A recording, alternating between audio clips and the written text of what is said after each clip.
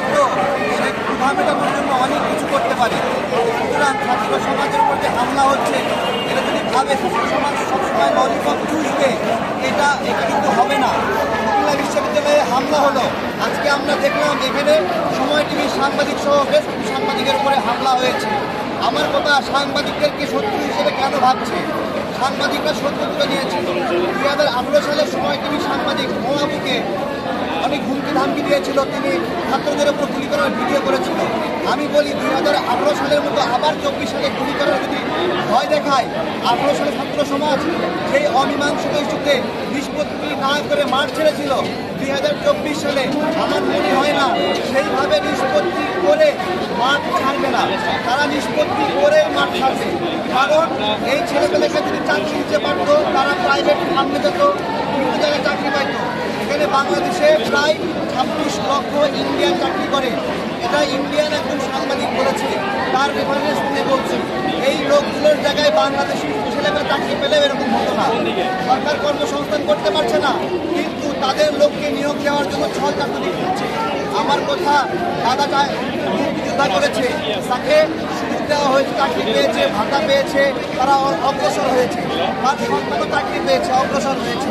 এখন নাতিকে কোথা দেবে?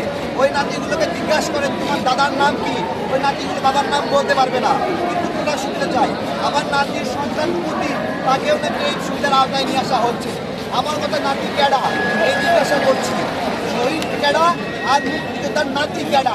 শহীদদের পরিবারের জন্য কোনো কোটা নাই, কেন নাই? শহীদের তালিকা কেন করা হলো না? এই যুক্তিগুলো কার কাছে বলবো? সমাজ জেগেছে, আমি একজন সাধারণ অ্যাক্টিভিস্ট হিসেবে তাদের পক্ষ নিয়ে বলছি, ভয় দেখিয়ে লাভ নাই। আমাদের পেটে ক্ষুধা, ছেলেপেলে ক্ষুধার্ত, এই ছেলেপেলেগুলোকে মারলেও এখান থেকে উঠবে না।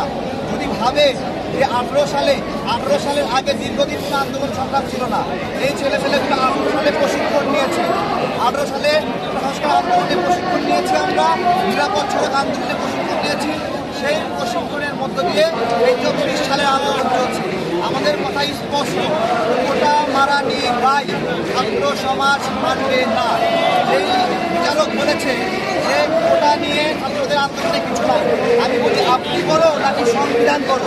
আপনি কি বলবেন? সংবিধানের 1 কি বলা আছে? নিয়োগে বৈষম্য করা যাবে না।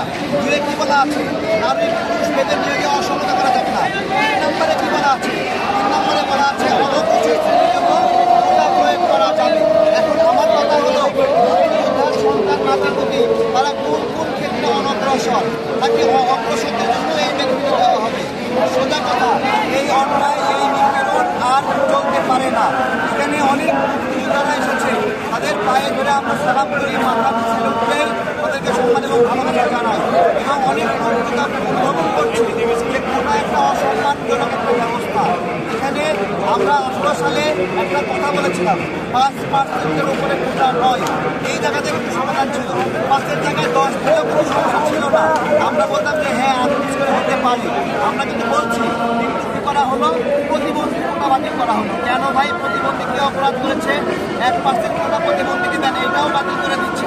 সেরকম কথা, এই সমাজের অনগ্রসর শ্রেণীর প্রতি মারাত্মক জুলুম করা হয়েছে, কোটা পুরোপুরি বাতিল করে দিয়ে।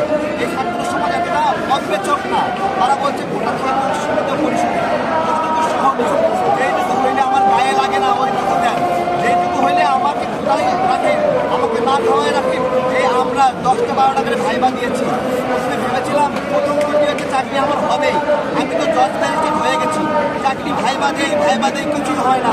বাবারে বাবা, এটা কেমন কোটা, কোনো কাজ হচ্ছে না। 10-12টা ভাইবা দিয়ে ব্যাংকে টিকলাম, তারপরে হলো নন ক্যালারে টিকলাম, বাংলাবাদ গ্যাসে টিকলাম, কোনো জায়গায় কাজ হচ্ছে না। ছাত্র সমাজকে বলবো, তোমরা যদি ভাবো পাস করে তুমি জজ ম্যাজিস্ট্রেট হয়ে যাবা, এত সোজা না। এখানে আসো, হারে টের পাইবা কোটার বৈষম্য কতটুকু। যারা এখনো ঘরে বসে আছেন, তাদেরকে আমরা আহ্বান জানাই, আপনারা আসেন।